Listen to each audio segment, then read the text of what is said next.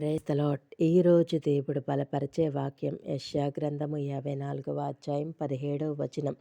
నీకు విరోధంగా రూపింపబడిన ఏ ఆయుధమును వర్ధిల్లదు.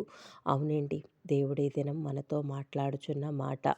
సౌలు రాజు దావీదుకి చంపాలని అనేక ప్రయత్నాలు తలపెట్టినప్పుడు కూడా దేవుడు దావీదును తప్పించిన రీతిగా నీకున్న శత్రువులు నీ గురించి కీడు తలంపెట్టే ఆలోచనలు కానీ, పన్నాగాలు కానీ, ప్రయత్నాలు చేసినప్పుడు కూడా వాటన్నింటి నుంచి దేవుడే నిన్ను తప్పిస్తాడు. అలాగే నీ చుట్టూ ఆయన యొక్క దూతలను రక్షణ కవచంగా ఉంచి నీకు కంచె వేస్తాడు.